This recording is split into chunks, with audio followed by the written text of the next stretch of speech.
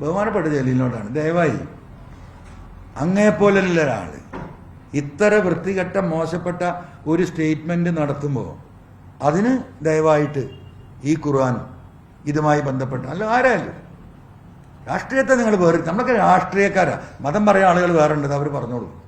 അതുപോലെ പണി അതാണ്. നമുക്ക് ഈ നാടുമായി ബന്ധപ്പെട്ട എല്ലാ മതസ്ഥരുടെ കാര്യം പറയേണ്ടവരാണ് ഇവിടുത്തെ രാഷ്ട്രീയക്കാർ. അതിലേക്ക് ഒന്ന് ഒതുങ്ങി നിൽക്കണം. തവനൂർ വേണമെങ്കിൽ നമുക്കൊരു മത്സരിച്ചോട്ടെ, അതിനിപ്പോൾ കുഴപ്പമൊന്നുമില്ല. അതിനിപ്പോൾ ഇങ്ങനെയൊക്കെ കാട്ടിക്കൂട്ടേണ്ട കാര്യമൊന്നുമില്ല.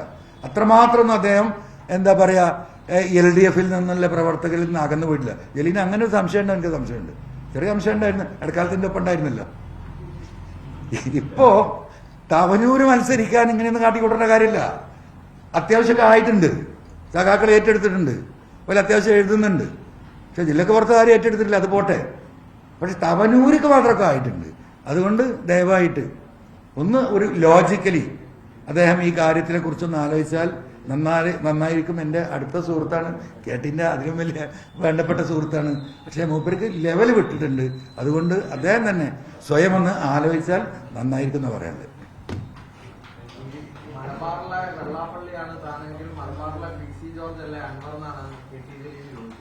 അപ്പൊ PC ജോർജ് എന്തായാലും വെള്ളാപ്പള്ളിന്റെ താഴെയാണല്ലോ, അവിടെയല്ലേ ഉള്ളൂ ഞാൻ. അതൊക്കെ ഐ അഗ്രി. വെള്ളാപ്പള്ളി ലെവലിലേക്ക് പോകരുത് എന്നേ പറഞ്ഞുള്ളൂ. PC ജോർജ് ഇപ്പൊ നമുക്കറിയാലോ.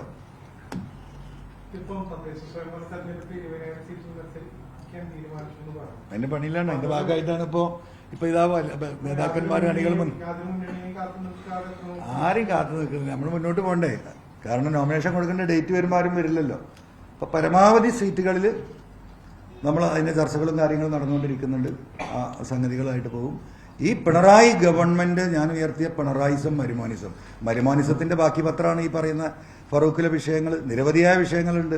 ഞാനത് അവിടെ പറയാനുള്ളതായതുകൊണ്ട് ഞാൻ ഇപ്പോൾ പറയുന്നില്ല. ഇന്ന് ആ യോഗം പ്രതിരോധ മാർച്ച് ജാഥയും ഉദ്ഘാടനം ചെയ്യാൻ അവരെന്നെ ക്ഷണിച്ചിട്ടുണ്ട്. ഞാൻ പോകുന്നുണ്ട്. അവിടെ പറയേണ്ട ചില കാര്യങ്ങളുണ്ട്.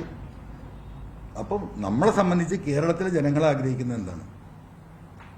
ഈ ഒരു എന്താ പറയുക ഷെറെന്ന് പറയും അറബിയിൽ, എന്തതിൻ്റെ മലയാളത്തിൽ അർപ്പം കിട്ടില്ല. അതെന്ന് പറഞ്ഞാൽ ഈ ഇടങ്ങേറുന്ന് ജനങ്ങൾക്കൊന്ന് രക്ഷപ്പെടണം എന്ന് ആഗ്രഹിക്കുന്നവരാണ് കേരളത്തിലെ മഹാഭൂരിപക്ഷം വരുന്ന ജനങ്ങൾ.